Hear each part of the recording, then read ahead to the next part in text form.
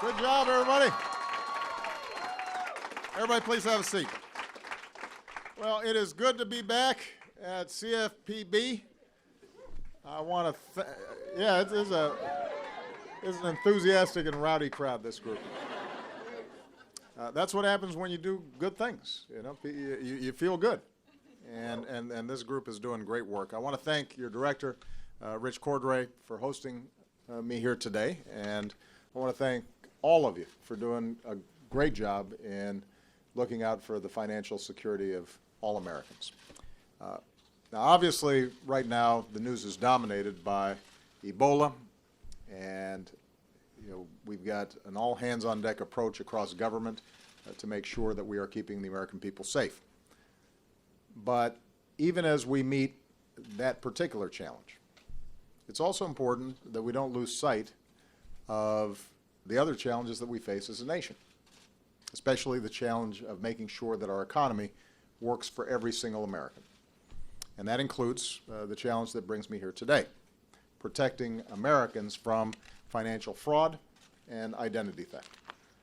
As president, I believe that America is stronger when our middle class can count on things like affordable health insurance and Medicare and Social Security, where there are rules to protect our kids from dirty air or dirty water, rules to protect consumers from being taken advantage of.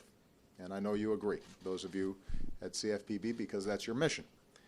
And that's why part of the financial reform that we passed in the wake of the worst financial crisis since the Great Depression was the creation of this agency to make sure that we are looking at every aspect of the financial system and ensuring that the American people have the basic protections that they should be able to count on. You have one mission. You are a watchdog for consumers to make sure that the American people have somebody who's got their backs.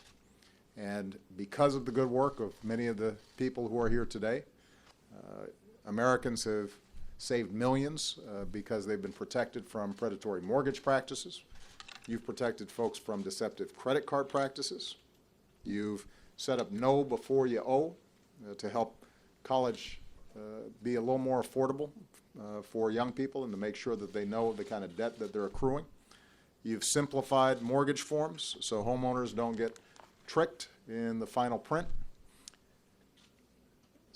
But all this work, taken together, the reason it's important is because it's not an abstraction. It saves people money and time and heartache. Before you, Americans who'd gotten taken advantage of often had no way of achieving some sort of compensation. Today, you've actually secured billions of dollars in relief for victims, helped to make people a little more whole after somebody engaged in fraudulent behavior. Some folks in Congress fought tooth and nail to keep this agency from getting off the ground.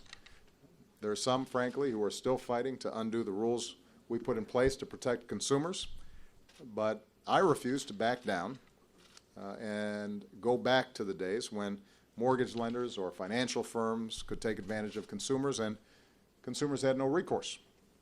We're moving forward. America's better because of this agency and because of the rules that we put in place. And the good news is that we've got more work to do. And today we're building on the progress that's already been made by announcing new measures to protect America from identity theft and fraud. Now, we've all experienced the benefits of new technologies that let us buy and sell things faster and more efficiently than ever before. But there are risks that come with these technologies as well.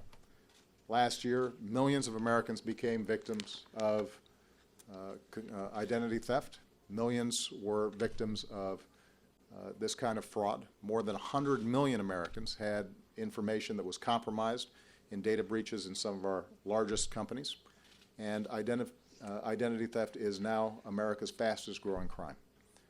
These crimes don't just cost companies and consumers billions of dollars every year. They also threaten the economic security of middle-class Americans who've worked really hard for a lifetime to build some sort of security.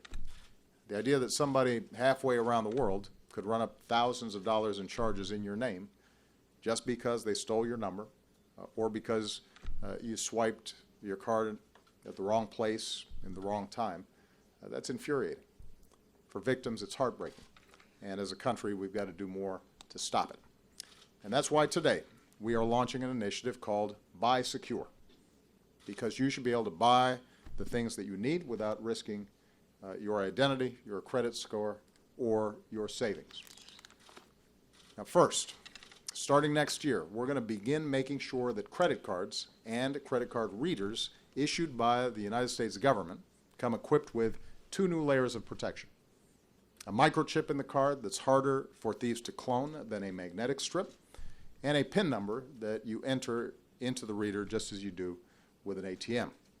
We know this technology works. When Britain switched to a chip and PIN system, they cut fraud in stores by 70%. 70%.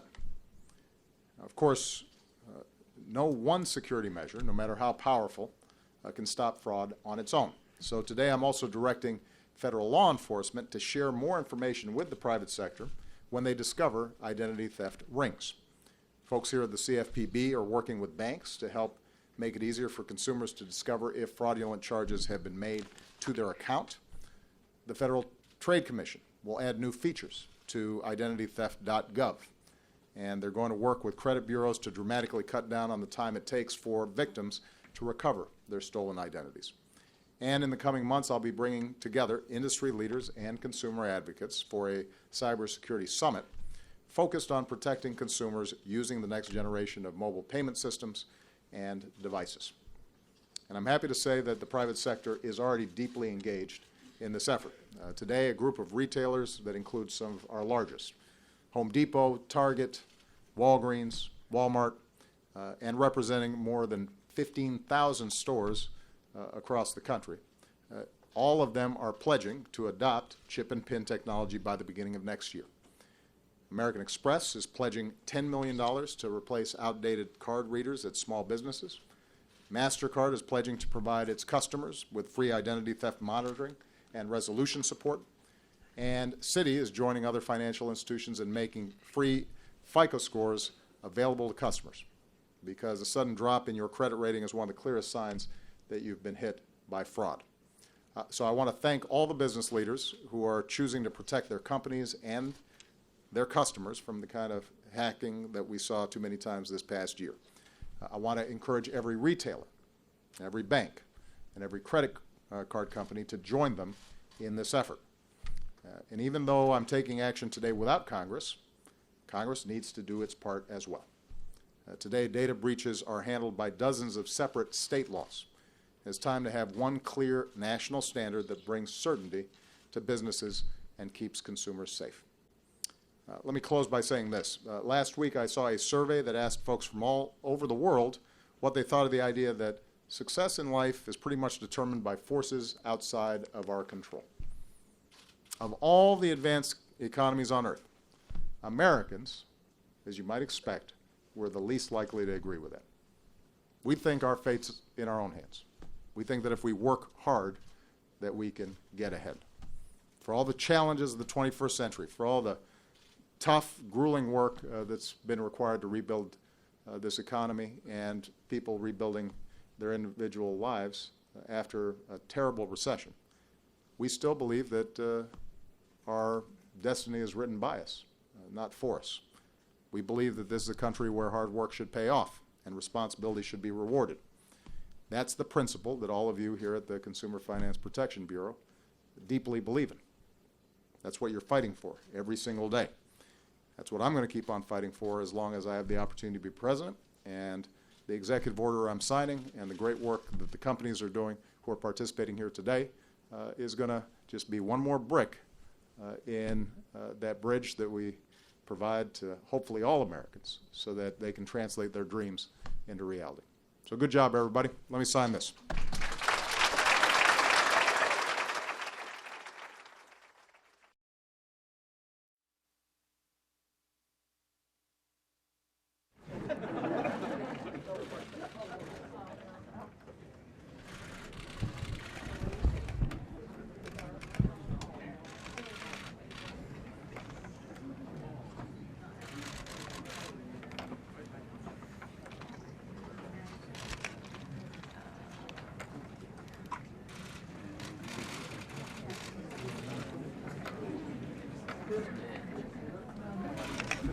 Rich, I should mention, by the way, that, I went to a restaurant up in New York when I was there in the UN General Assembly, and my credit card was rejected.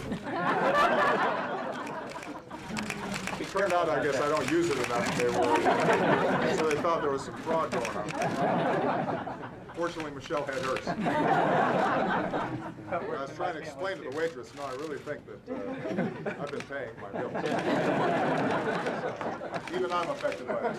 Thank you very much, everybody.